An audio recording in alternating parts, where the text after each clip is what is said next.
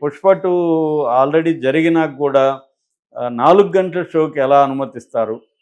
4 గంటలంటే వీళ్ళు పిల్లలు నైట్ అర్ధరాత్రి నుంచి అక్కడ తిరుగుతా ఉంటారు 4 అవును సార్. గంటలకి. సో, 16 లోపు పిల్లలు అర్ధరాత్రులు సినిమాలకు పోవడాన్ని అసలు బ్యాన్ చేయాలనేసి జడ్జి గారు వ్యాఖ్యానించారు. ఎందుకంటే, ఆ వయసులో పిల్లలు తెలీదు వాళ్ళకి, డీల్ చేయలేరు, అవును ప్రపంచం సార్. తెలీదు. హ్మ్. నేను చూస్తుంటా గదా!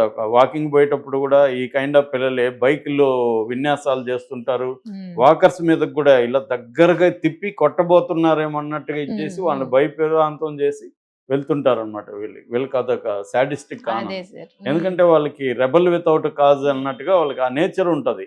అన్నిటి మీద తిరుగుబాటు చేయాలి. హ్మ్. అందరినీ ఒక భయభ్రాంతం చేయాలన్న ఇది ఉంటుంది.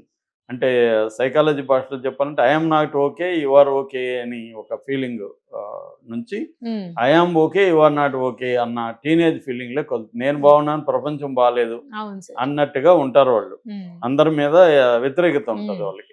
సో, అటువంటి పిల్లల్ని తీసుకెళ్ళి సినిమాలకి అర్ధరాత్రి పంపిస్తే ఎలాగా అనేది కోర్టు ఆందోళన వ్యక్తం చేసింది. రెండోది గ్యాపు లేకపోతే తొక్కిసలాట జరిగితే ఎవరు బాధ్యులు?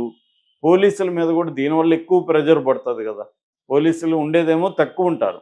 మనం అవును అనుకుంటాం సార్. హ్మ్. ప్రతిదానికి పోలీసులు ఏమయ్యారు అని అడిగేస్తాం గానీ, అక్కడ వాళ్ళు బందోబస్తు హ్మ్. డ్యూటీలో చూసుకోవాలా, ట్రాఫిక్‌లు చూసుకోవాలా, రెగ్యులర్ డ్యూటీలు క్రైమ్ చూసుకోవాలా, హ్మ్. సెపరేట్‌గా ఏమి ఉండరు. ఈ మధ్య కాలంలో ఏమైందంటే కొత్త ఉద్యోగాలిస్తే డబ్బులు జీతాలకు లేవని గవర్నమెంట్స్ ఏం చేస్తుందంటే తగ్గిచ్చేస్తుంది హ్మ్. అపాయింట్మెంట్స్. దానివల్ల రిక్రూట్‌మెంట్ ఉండట్లేదు. దానివల్ల ఉన్న వాళ్ళ మీద ఎక్కువ ప్రెషర్ ప్రెషర్. పడుతుంది అవును పోలీసుల సార్. మీద. హ్మ్.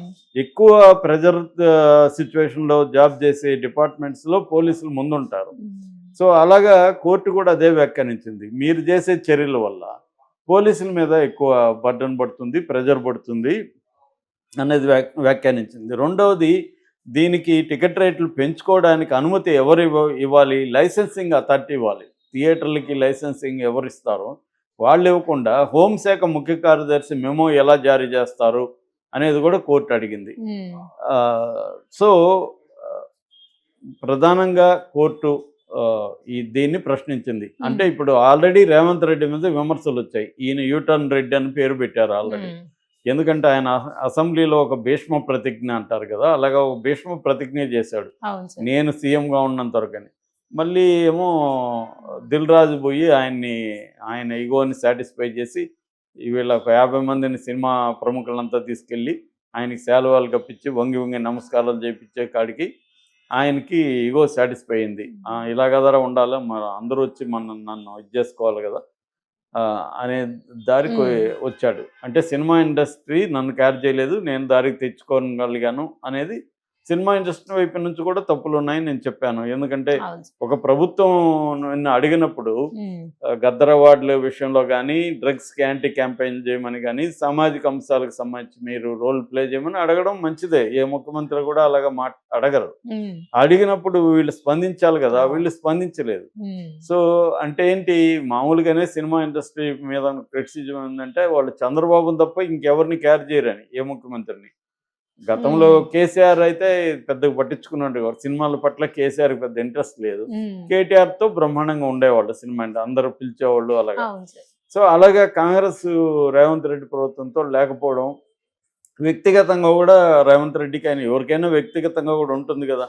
మొన్న గూడా ఇంకొక అతను గూడా ఆయన పేరు మర్చిపోయాడు యాంకరు. అంతకుముందు అర్జున్ మర్చిపోయాడు. ఒక సీఎం స్థాయిలో ఉండేవాళ్ళ పేర్లు ఎలా మర్చిపోతారన్న విమర్శ గూడా ఉంది. అంటే మీరు ఇంకేమి ఇంపార్టెన్స్ ఇస్తున్నట్టు. ప్రొడ్యూసరు, డైరెక్టర్లు వాళ్ళ పేర్లు మాత్రం బాగా గుర్తుపెట్టుకుంటారు. ఒక సీఎం పేరే మర్చిపోతే ఎలాగా? ఒక యాంకరు సీఎం పేరు ముందుగా ప్లాన్ జేసుకోవాలి గదా! మాట్లాడేటప్పుడు. సో, ఇలాంటి విమర్శలైతే ఖచ్చితంగా వచ్చాయి. ఏదైనా మళ్ళీ అలాంటి వ్యక్తి ఎందుకు యూ టర్న్ తీసుకొని పెంచాడు? అంటే పెంచకుండా ఉండాలి గదా! మొన్ననే 'పుష్ప' జరిగింది. రేపొద్దున 4 గంటలకి షో రిలీజ్ జేశారు.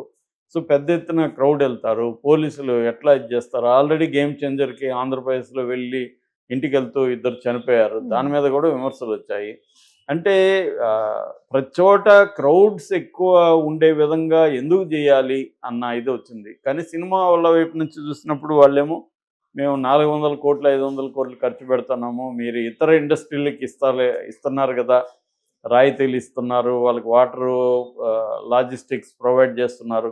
మేమేమి అడుగుతున్నాం మిమ్మల్ని, మేము ట్యాక్స్ కడుతున్నాము 18%. అనేక మందికి, వేలాది మందికి ఉద్యోగాలు లేకపోతే ఎంప్లాయ్మెంట్, వృత్తి అనేది మేము కల్పిస్తున్నాము. సో మేమేదో చిన్న చిన్న రాయితీలు అడిగితే కూడా ఇవ్వడానికి మీకేంటి అనేది వాళ్ళ వైపు ఉన్నది. అదంతా ఓకే, కానీ ఈ శాంతి భద్రతల ఇష్యూ ఒకటి, ప్రజల ప్రయోజనం ఒకటి, ఇవన్నీ కూడా చూసుకోవాలి. అందుకని ఉమ్, కోర్టు సీరియస్గా స్పందించింది.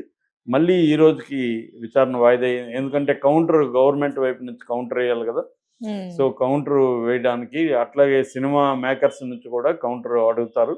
సో ఇవన్నీ అయినాక విచారణలో మరి టికెట్ రేట్లు పెంచడం కుదరదని చెప్తుందా, ఇక మీదట షోలు ఇట్లా ఇవ్వద్దని చెప్తుందా అనేది చూడాలి. ఉమ్, దీనివల్ల ఏమవుతుందంటే గేమ్ చేంజర్ కొంత ఇబ్బంది టికెట్ రేట్లు లేకపోతే, ఎందుకంటే వాళ్ళకి ఇంకా చాలా రోజుల వరకు, 10 రోజుల వరకు ఇచ్చారు, అవును. అది ఇబ్బంది. రెండోది ఉమ్, రేపు ఎల్లుండి రిలీజ్ కాబోయే డాకు మహారాజ్ ఉమ్, కి ఇబ్బంది. దాని తర్వాత 14 రిలీజ్ కాకపోయే సంక్రాంతి. వాళ్ళేమో అడగట్లేదు ఇప్పటివరకైతే, కానీ అడుగుతారు వాళ్ళు కూడా. డాకు మహారాజ్కి అయితే ఖచ్చితంగా అడుగుతారు. సో ఆ రెండేంటంటే మెగా బడ్జెట్ సినిమాలు కావు, అవి మామూలు రెగ్యులర్ బడ్జెట్ సినిమాలు. రెగ్యులర్ బడ్జెట్ సినిమాలకి పెద్ద ఎత్తున టికెట్ రేట్ పెంచితే వాటికే నష్టం, ఎందుకంటే ఓపెనింగ్స్ రారు. ఎందుకు అవును. ఇందాక ఉమ్, చెప్పినట్టుగా ఒక ఫ్యామిలీ సినిమా చూడాలంటే 3,000 ఖర్చు పెట్టుకొని పోయి ఎందుకు చూస్తారు? ఉమ్, అన్ని సినిమాలు చూడరు కదా. దాని చుట్టూ ఒక క్రేజ్ బిల్డప్ చేస్తేనే యూత్ వీళ్ళు హార్డ్ ఉమ్, కోర్ ఫ్యాన్సే వెళ్తారు ఆ టైంకి, అవును సార్. మామూలు వాళ్ళు వెళ్ళరు. ఉమ్. అందులో